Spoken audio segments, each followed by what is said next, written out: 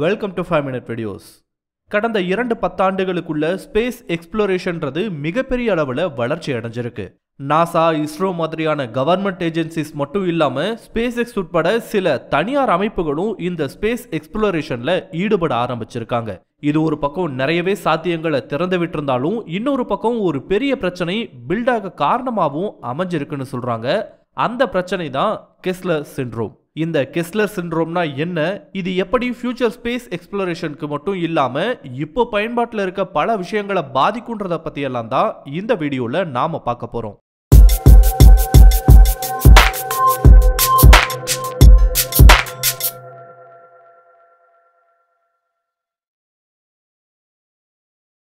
இந்த உலகத்திலிருந்து முதல்ல விண்வெளிக்கு அனுப்பப்பட்ட ஒரு சேட்டலைட்னா அது ரஷ்யானால அனுப்பப்பட்ட ஸ்புட்னிக் தான்.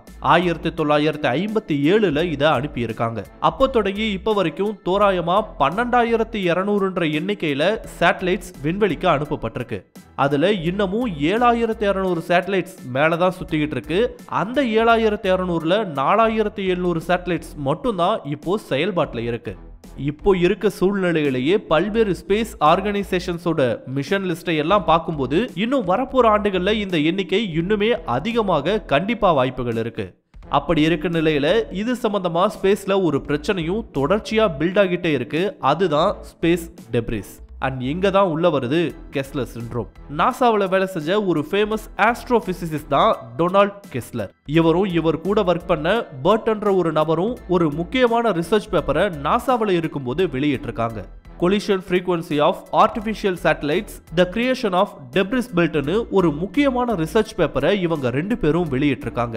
அந்த ரிசர்ச் பேப்பர்ல இவங்க அப்படி என்ன சொல்லி இருந்தாங்கன்னா, தொடர்ச்சியா ஸ்பேஸ் எக்ஸ்ப்ளோரேஷனுக்காக அனுப்பப்படுற சேட்டலைட்ஸ் காலத்துக்கும் பயன்பட போறது கிடையாது. அதுக்கும் ஒரு குறிப்பிட்ட லைஃப் டைம்ன்றது இருக்கும். அதுக்கப்புறம் அதை ரீப்ளேஸ் பண்ண அப்டேட் செய்யப்பட்ட வேற ஒரு சேட்டலைட் அனுப்பப்படும். ஆனா செயலிழந்து போன அந்த பழைய சேட்டலைட் அதோட ஆர்பிட்லயே சுத்திக்கிட்டே தான் இருக்கும். அப்படி 1-2 சுத்தி வந்தா பரவாயில்ல, வருடங்கள் ஆக இதோட எண்ணிக்கை ரொம்பவே அதிகமாகும்.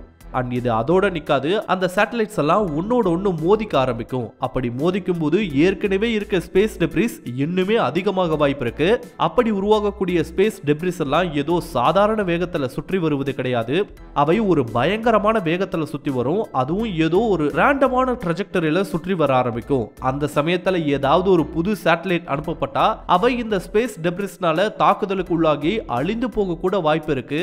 இது எதிர்காலத்துல நடக்க போற ஸ்பேஸ் மிஷன்ஸை கண்டிப்பா பாதிக்கும்னு அந்த பேப்பர்ல சொல்லி இருந்தாரு டொனால்ட் கெஸ்லர். அண்ட் இத பத்தி இவர் தான் முதல்ல பேசியும் இருக்காரு. அதனால தான் இந்த பிரச்சனைக்கு கெஸ்லர் சிண்ட்ரோம்னே பெயர் வச்சுட்டாங்க. அண்ட் இந்த விஷயத்தை இவர் எப்போ பேசினார் தெரியுமா? 1978ல பேசியிருக்காரு. ப்ராபப்ளி அவர் சொன்னது தவறாகவும் போகல.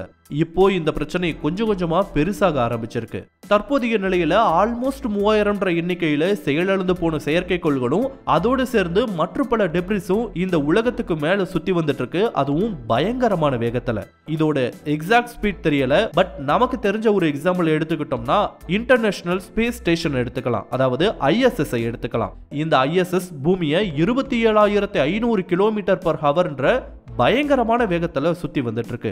இதனால வெறும் 90 நிமிஷத்திலேயே இந்த ISSனால பூமியை முழுசா ஒரு சுற்றி வந்துட முடியும். கிட்டத்தட்ட இதுக்கு பாதி வேகத்துல ஒரு டெப்ரிஸ் சுற்றினாலே அது பயங்கர வேகத்துல தான் சுத்தும். அந்த ஸ்பீட்ல வேற ஏதாவது ஒரு டெப்ரிஸ் மேல அது போய் மோதிச்சுன்னா அது பெரிய அளவுக்கான டேமேஜஸ் ஏற்படுத்தும். இதுல இருந்தே தெரிஞ்சுக்கலாம் இதோட ஆபத்தை.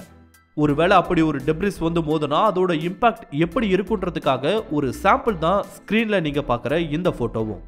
அண்ட் இது மட்டும் இல்லாம இந்த பிரச்சனையால எதிர்காலத்துல ஸ்பேஸ் லான்ச்சுக்கு பிளான் பண்ற இன்ஜினியர்ஸ் இந்த டெப்ரிஸ் ட்ரெஜெக்டரியவும் மைண்ட்ல வச்சுக்கிட்டு அதுக்கு தகுந்த மாதிரி கால்குலேஷன்ஸை போட வேண்டி வரும்.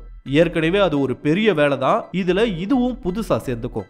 யூரோப்பியன் ஸ்பேஸ் ஏஜென்சி வெளியிட்டிருக்க ஒரு தகவலின்படி இப்போ முழு சேட்டலைட்ஸையும் தாண்டி 10 சென்டிமீட்டர் ஆர் அதுக்கும் மேல அளவில் இருக்க கிட்டத்தட்ட 36500 ஆப்ஜெக்ட்ஸ் டெப்ரிஸா இந்த பூமிக்கு மேல சுத்தி வந்துட்டு இருக்கான். இது இல்லாம 1-10 சென்டிமீட்டர் அளவில் இருக்க 10 லட்சம் ஆப்ஜெக்ட்ஸ் பூமிக்கு மேல டெப்ரிஸா சுத்தி வந்துட்டு இருக்கான். இதுவும் இல்லாம 1 சென்டிமீட்டருக்கும் கம்மியான ஆனா 1 மில்லிமீட்டருக்கும் பெருசான கிட்டத்தட்ட 33 கோடி பார்ட்டிகல்ஸ் டெப்ரிஸா ஸ்பேஸ்ல சுத்தி வந்துட்டு இருப்பதா தெரிவிச்சிருக்காங்க.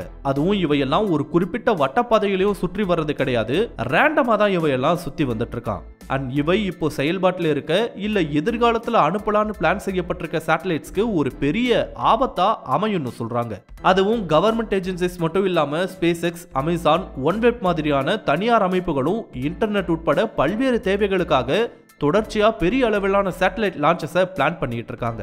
இது இந்த ஆபத்தை இன்னுமே அதிகமாக்குன்னு தான் சொல்றாங்க. இப்படியே போனா ஃபியூச்சர் பிளான்ஸ்னு மட்டும் இல்ல, இப்போ நாம பயன்படுத்திட்டு இருக்க ஜிபிஎஸ், கம்யூனிகேஷன், ஏர் டிராபிக் மெயின்டெனன்ஸ்ல ஆரம்பிச்சு சேட்டலைட்ஸை எதுக்கெல்லாம் பயன்படுத்திட்டு இருக்கோமோ அந்த யூசேஜுக்கு கூட பயன்படுத்த முடியாத ஒரு சூழ்நிலை ஏற்படும்னு எச்சரிக்கை விடுக்கப்பட்டிருக்கு. இந்த பிரச்சனையை புரிஞ்சுக்கிட்ட நாசா ISS மூலமா 1999ஆம் ஆண்டுல இருந்து ஆரம்பிச்சு 2021 வரைக்கும் 29 முறை இந்த ஸ்பேஸ் டெப்ரிஸை எல்லாம் ரிமூவ் பண்ற ஒரு வேலையில ஈடுபட்டாங்க தான். ஆனா அந்த முயற்சி மட்டுமே இந்த பிரச்சனையை கட்டுப்படுத்த போதுமானதா இல்ல. சொல்ல போனா விண்வெளி ஆராய்ச்சியில் ஈடுபடுற ஆல்மோஸ்ட் எல்லா நாடுகளுமே இந்த ஒரு வேலையை செஞ்சே ஆகணும் தான். அதுக்கு சில ஸ்டெப்ஸை எடுத்து வைக்கும் விதமா 2019ல ஸ்பேஸ் சேஃப்டி கோலிஷன்ற ஒரு அமைப்புல இதுக்கான கைட்லைன்ஸையும் வெளியிட்டிருக்காங்க. யூரோப்பியன் ஸ்பேஸ் ஏஜென்சிஸ் உட்பட சில பெரிய ஸ்பேஸ் ஏஜென்சிஸ் இந்த டெப்ரிஸை எல்லாம் கிளீன் பண்ணணும்ன்ற இனிஷியேட்டிவ்ஸையும் எடுக்க ஆரம்பிச்சிருக்காங்க. அண்ட் இதை செஞ்சாதான் ஃபியூச்சர் ஸ்பேஸ் மிஷன்ஸ்க்கும் பெருசா எந்த விதமான பிரச்சனைகளும் ஏற்படாது. இப்படி செய்வதன் மூலமா தான் கெஸ்லர் சிண்ட்ரோமையும் குறைக்க முடியும்னு சொல்றாங்க. அது நடக்குமான்றதை பொறுத்திருந்து தான் பார்க்கணும். சோ இதுதான் ஸ்பேஸ் டெப்ரிஸ் சம்பந்தமா சொல்லப்பட்ட கெஸ்லர் சிண்ட்ரோமை பத்தின தகவல்கள். இந்த வீடியோ உங்களுக்கு பிடிச்சிருந்தா லைக் பண்ணுங்க, கமெண்ட் பண்ணுங்க, ஷேர் பண்ணுங்க. இதே மாதிரியான புதிய வீடியோக்களை பார்க்க மறக்காம 5 Minute Videos சேனலுக்கு சப்ஸ்கிரைப் பண்ணுங்க. அண்ட் மறக்காம நோட்டிபிகேஷன் பெல் ஐகானையும் கிளிக் பண்ணி விடுங்க. தேங்க்யூ.